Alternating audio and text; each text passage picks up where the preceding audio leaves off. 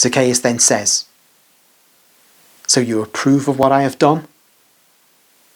"See, Master, on that day I said, I will follow you. And I really wanted to follow you physically.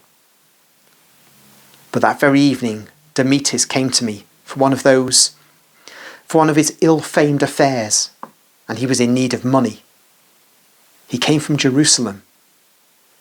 They say that she is holy, but she is covered with shame. And the first to bring such shame on her are the very ones who then want to stone us as if we were lepers. But I must tell you my sins, not theirs. I had no money left. I had given it all to you.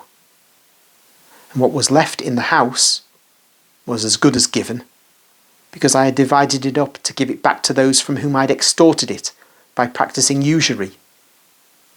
So I said to him, I have no money, but I have more than a treasure.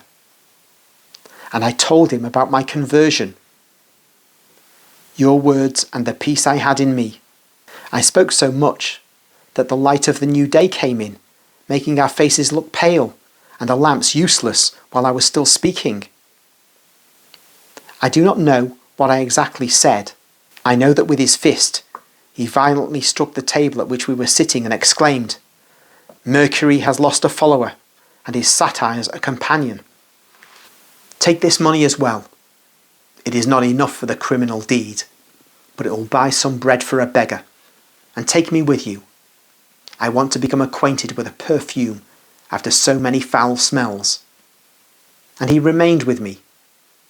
We went to Jerusalem together, I to sell some items, he to free himself from all engagements. And on our way back, I said, I prayed in the temple after such a long time, with the pure, pacified heart of a boy. I said to myself, is this not to follow the Master, and perhaps follow him in a better way, by remaining in Jericho, where my wretched publican friends like me, gamblers, procurers, usurers, after being superintendents of galley slaves and convicts, of slaves, torturers of all miserable people, lawless and pitiless soldiers, used to carousing, to forget remorses in drunkenness, come to see me to invest their cursed money, or to propose affairs, or to invite me to banquets, or to other infamous filthiness? The town despises me. The Hebrews will always consider me a sinner, but they will not consider themselves such. But they are like me.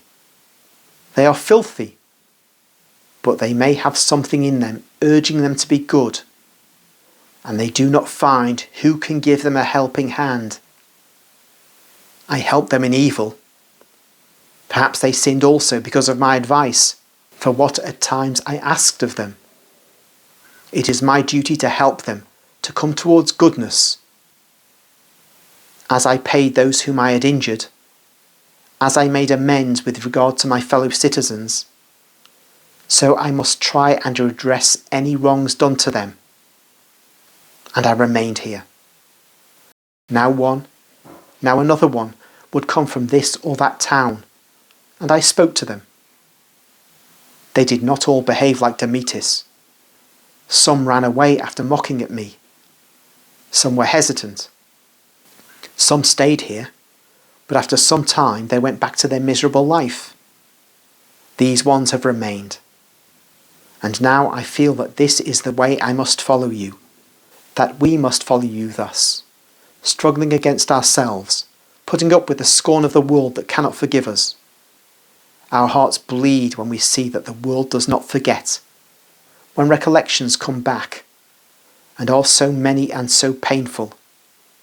In some they are the dreadful nemesis that always throws our crimes in our faces and promises vengeance in the hereafter, says one.